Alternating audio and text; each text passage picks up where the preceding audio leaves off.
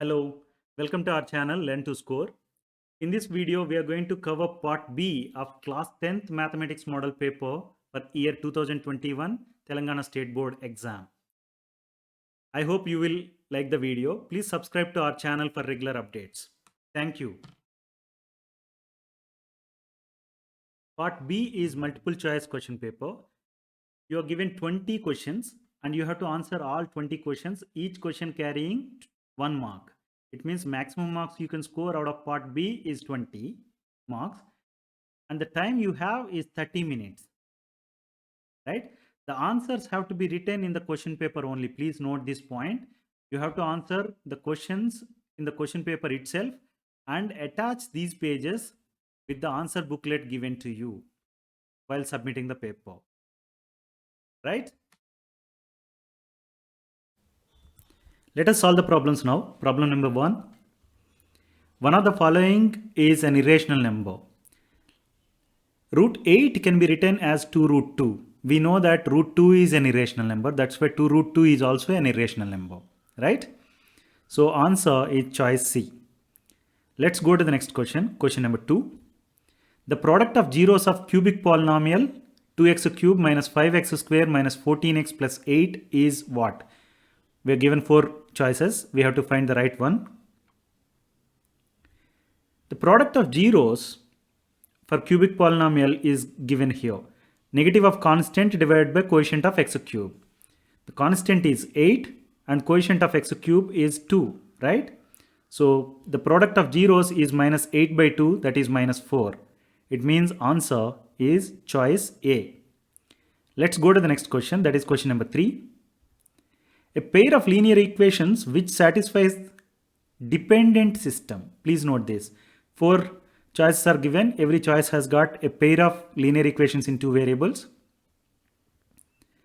We know that when the lines are overlapping, the equations are said to be consistent but the dependent set of linear equations. Please note here. And the coefficients relate as a1 by a2 equal to b1 by b2 equal to c1 by c2. Right? Let me consider choice B straight away. a1 by a2 can be written as 3 by 6. Choice B is here, this set of equations. a1 by a2 is 1 by 2. b1 by b2 is also 1 by 2. c1 by c2 also is 1 by 2, right? It means a1 by a2 equal to b1 by b2 equal to c1 by c2. Hence, we can say that this pair of linear equations are consistent and dependent set of linear equations. So choice is B, right? Now let's go to the next question. Question number 4. The nth term of GP is an equal to a times r power n minus 1, where r represents what? We are given 4 choices and we know that r is called common ratio, right? So the answer is choice C. Let's go to the next question. Question number 5. The number of 2-digit numbers which are divisible by 3 is what we have to find. We can write list of 2-digit numbers that are divisible by 3 are 12, 15, 18 and so on till 99, right? 99 is the last 2-digit number which is divisible by 3 and 12 is the first 2-digit number which is divisible by 3, right? And we don't know how many are there. That's what we have to find. We know the list of numbers a1, a2, a3 and so on are said to be in arithmetic progression when common difference D, which is defined as a2 minus a1, that is equal to a3 minus a2, that is equal to a4 minus a3 and so on, right? In this particular case, we know already common difference is 3. Otherwise, you can quickly check. a2 minus a1 is 3, a3 minus a2 is 3, a4 minus a3 is also 3. So we can say that the common difference D equal to 3, right? Hence, the list of numbers we have written are in AP. They are in arithmetic progression, right? Now, we know nth term of arithmetic progression which is defined as an equal to a plus n minus 1 times D. Here we know an, that is the nth term, that is 99, and a we know that is 12, d we know that is 3. All we have to find is n, right? Let's substitute those values. 99 equal to 12 plus n minus 1 times 3. When you simplify it, you get the answer as n equal to 30. It means you have 32 digit numbers are divisible by number 3, right? So the answer is choice A, right? Let us solve the next question. That is, the equation of line which intersects x-axis at 3 comma 0 is what? We are given 4 equations. We have to find the right one. The line intersects x-axis at 3 comma 0, that is given, right? It means if some line intersect x-axis, we say that the point, the intersection point is the solution to the equation, right? Corresponding to the line drawn. Now, it means that, if I assume, if I start with x minus 3 equal to 0 equation, that can be written as x minus 0y minus 3 equal to 0, right? Now let me substitute the values given, that is 3 comma 0 for x and y. When you substitute, it becomes 3 minus 3, that is equal to 0. So this is x comma y equal to 3 comma 0 is satisfying this particular equation, x minus 3 equal to 0 equation, right? It means it is the points given 3 comma 0, the coordinates given is a solution to this particular equation. Hence we say that the line which intersects x-axis at 3 comma 0 is x minus 3 equal to 0. So answer is choice C. Let's go to the next question. That is question number 7. The coordinates of the center of the circle if the ends of the diameter are 2 comma minus 5 and minus 2 comma 9. What are the coordinates of the center of the circle? As you see here, center of the circle is midpoint of ends of the diameter of the circle, right? Meaning point O is the midpoint of point A and point B, right? From the coordinate geometry, we know midpoint formula is defined as x1 plus x2 divided by 2, comma y1 plus y2 divided by 2, right? Now let me say that x1 comma y1 equal to 2 comma minus 5 and x2 comma y2 equal to minus 2 comma 9. Let's substitute these into midpoint formula so that you get midpoint as 0 comma 2, right? So choice D is the answer, right? Let's go to the next question. Question number 8. The point of intersection of the lines x equal to 2014 and y equal to 2015 is what? We are given 4 choices. We have to find the right one. As you see here, x equal to 2014 is a line parallel to y-axis, right? Y equal to 2015 is a line parallel to x-axis. And they intersect at this particular point. For that point, you have to write x comma y, right? The point of intersection is x equal to 2014 and y equal to 2015. So answer is choice B, right? Now let's go to the next question. That is question number 9. Which of the following vertices form a triangle? We are given choices A, B, C, and D, right? We have to find which one is correct. As you see here, point A is 1, 2, meaning x equal to 1 and y equal to 2, x equal to 1, y equal to 3, and x equal to 1, y equal to 4. They form a straight line, right? So this is parallel to y-axis. Choice B is 5, 1, 6, 1. This is 5, 1, 6, 1, and 7, 1. This is a line parallel to x-axis. Let me draw the line also. Right? Now, C, choice C is 0, 0. That is origin. Let me mark that.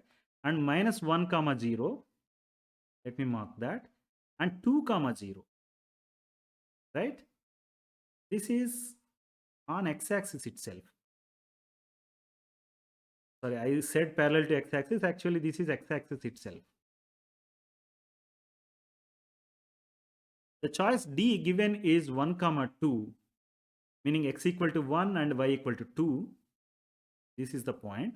And 2, 3. This is the point. And 3, 4. The point. When you draw, it is also a straight line. So none of the choices given are exactly giving a triangle. I think there must be some typo while setting up the paper. But anyway, you understood the concept, right? Let's go to the next question. That is question number 10. The slope of a ladder making an angle 30 degrees with the floor is what? You're given 4 choices. We have to find the right one. We know slope of the line is defined as y2 minus y1 divided by x2 minus x1, right? That can also be defined as tan theta, right? Now, theta is known, that is 30 degrees, right? All we have to see is now what is tan 30 degrees. We know tan 30 degrees equal to 1 by root 3. It means choice B is the answer, right? Now, let's go to the next question. That is question number 11. The distance between the points cos alpha, 0 and 0, sin alpha is what? From the coordinate geometry, we know distance between 2 points x1, y1 and x2, y2 as square root of x2 minus x1 whole square plus y2 minus y1 whole square, right? Now let's substitute cos alpha, 0 as x1, y1 and 0 and sin alpha as x2, y2. When you substitute, the distance can be written as square root of 0 minus cos alpha whole square plus sin alpha minus 0 whole square, right? That can be simplified and written as square root of cos square alpha plus sin square alpha, right? Trigonometry identity says that sin square alpha plus cos square alpha equal to 1, right? It means the distance is square root of 1. That can be written as 1. So the choice is answer is choice A, right?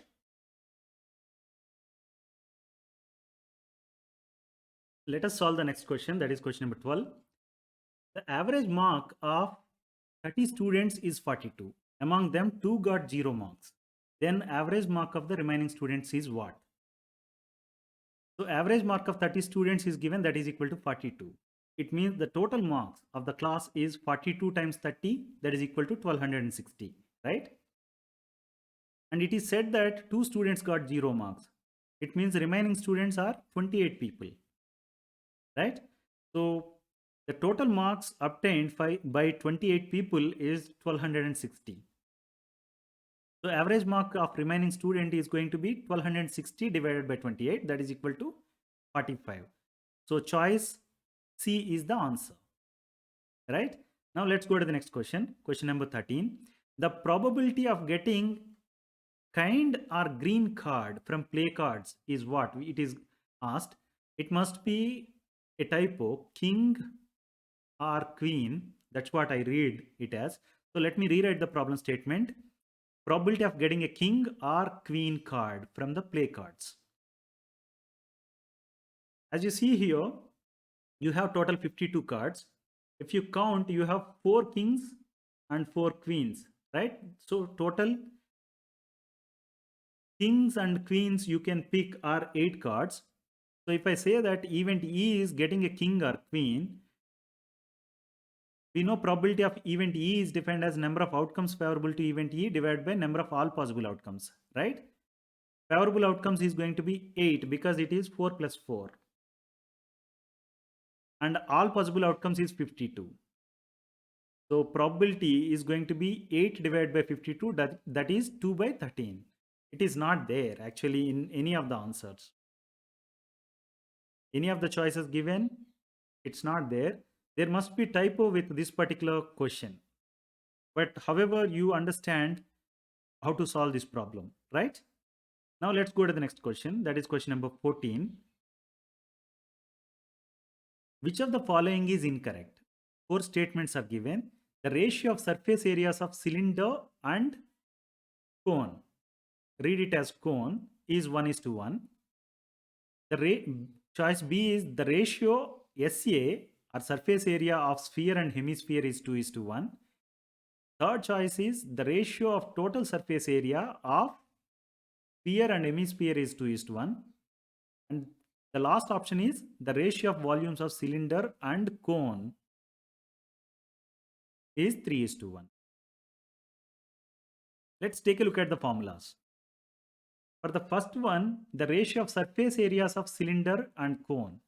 So I am assuming that he is referring to curved surface area of cylinder and cone, right? If you take the ratio, that is going to be 2h is to L. It cannot be 1:1, certainly, right? For any of the h and L values you take, it is not going to be 1:1.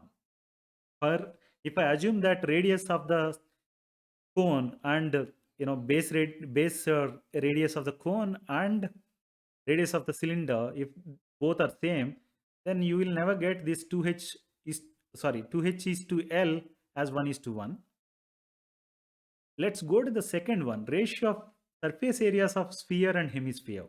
Surface area of sphere is 4 pi r square and hemisphere is 2 pi r square. So it is going to be 2:1. So this is fine. The third option is ratio of total surface area of sphere and hemisphere. Total surface area of sphere is 4 pi r square and hemisphere is 3 pi r square. It means it is going to be 4:3. So this is also going to be wrong. The fourth one is ratio of volumes of cylinder and cone. Volume of cylinder is pi r. Volume of cylinder is pi r square h, and cone is 1/3 pi r square h. Hence, we can say it is 3:1. So now, if you understand if you observe what we have seen, you can say that answers are going to be A and C. A and C are incorrect, right? But anyway, there must be some typo here also, I feel. Let's go to the next question now. That is question number 15. Cos 23 degrees minus sin 67 degrees divided by tan 26 degrees times tan 64 degrees is what? We know sin A can be written as cos 90 degrees minus A, right? So cos 23 degrees can be written as sin 67 degrees, right? Now let's go to the denominator part. There tan 26 degrees and tan 64 degrees are given. We know that cot A can be written as tan 90 minus A, or tan A can be written as cot 90 minus A. It means tan 26 degrees, I can write it as cot 64 degrees, right? Now the given expression can be written as cos 23 minus sin 67, that is going to be sin 67 minus sin 67. So numerator is going to be 0. And the denominator is going to be tan 26 times tan 64 equal to cot 64 times tan 64, that is 1, right? 0 divided by 1 is 0. And we know that tan 0 degree is equal to 0. It means answer is choice C, right?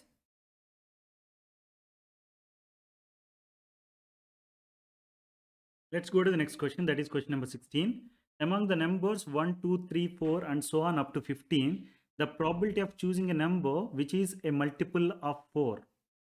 We are given 4 choices. We have to find the probability. The event E is defined as getting a number which is a multiple of 4, right? It means event space is going to have numbers 4, 8 and 12, right? It means number of favorable outcomes is 3. And all possible outcomes is 15, because you can pick any of the numbers like 1, 2, 3, 4, 5, 6, 7 up to 15, right? So the probability is going to be 3 by 15, that is equal to 1 by 5. So answer is choice C. Let's go to the next question, question number 17. Geeta said the probability of impossible event is 1. It's a wrong statement, right? Then Pravalika said that probability of a sure event is 0. That is also a wrong statement. Atiya said that the probability of any event lies between 0 and 1. In the above, with whom you will agree? Atiya said that probability of an event lies in between 0 and 1, right? This is a correct statement. Hence, we say that C, Atiya is the choice, right? Now, let's go to the next question, question number 18. The sum of first 100 natural numbers is what? We are given 4 choices. We have to find the right answer. We know sum of first n terms in an arithmetic progression is given as Sn equal to n times a plus an divided by 2, where a is the first term and an is the nth term, right? Here we are asked to find first 100 terms, sum of first 100 terms, meaning 100, sorry, sum of first 100 natural numbers. We know natural numbers start with 1. It means a equal to 1, and you want to take sum of 100, first 100 natural numbers, means an is going to be 100, right? So let's substitute that. Sum of first 100 terms is going to be equal to n equal to 100 times 1 plus 100 divided by 2. Right? When you simplify it, you get answer as 5050. It means choice C is the answer. Right? Now let's go to the next question. That is question number 19. Triangle ABC is similar to triangle DEF, and their areas are respectively 64 square centimeter and 121 square centimeter. If EF equal to 15.4 centimeter, then what is the value of BC? We know that ratio of areas of two similar triangles is equal to the ratio of squares of their corresponding side. It means area of triangle ABC divided by area of triangle DEF can be written now as equal to BC divided by EF whole square. I am saying that BC and EF are the corresponding sides of these two triangles given. Based on that only, I am assuming that area of triangle ABC divided by area of triangle DEF equal to BC by EF whole square. We are given the areas of these two triangles and EF value. Let's substitute that. 64 divided by 121 equal to BC divided by 15.4 whole square. If I take out the square from right hand side, it becomes 8 by 11 equal to BC by 15.4, right? Now let me rearrange it and write it as BC equal to 8 times 15.4 divided by 11, that is equal to 11.2. It means answer is choice A. Let's go to the last question of the paper, that is question number 20. If a quadrilateral ABCD is drawn to circumscribe a circle, then AB plus CD is equal to what? As you see here, the circle quadrilateral ABCD is circumscribing the circle, right? As you see here, P, Q, R and S are the point of contact of the circle with the lines AB, BC, CD and DA respectively. Right? Now, let us consider the circle and the lines AP and AS. What I'm saying is, consider these two lines. I can say that A is the external point and AP and AS are the tangents, right? And we know that lengths of tangents to a circle drawn from an external point are equal. It means AP is equal to AS, right? Similarly, we can do for other external points also. Now let's consider SD and RD and external point D. You would be considering these two tangents now. You can say that now SD equal to RD. For lines RC and QC and point C, you can say RC equal to QC, right? From point C, if you draw these two tangents. Similarly, you can say that QB equal to PB, right? We are asked to find what is AB plus CD, right? Let's start with that. AB can be written as AP plus PB and CD can be written as CR plus RD, right? And now we have seen AP equal to AS, PB equal to QB, CR equal to QC and RD equal to SD, right? Let's substitute that and rearrange it such that you can write AS plus SD plus QC plus QB as two separate pairs. Now from the figure you can say that AS plus SD equal to AD, QC plus QB equal to BC, right? Let's write that AD plus BC. Now we have seen AB plus CD equal to AD plus BC.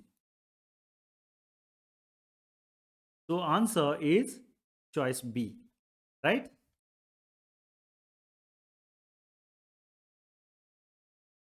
I hope you like the video.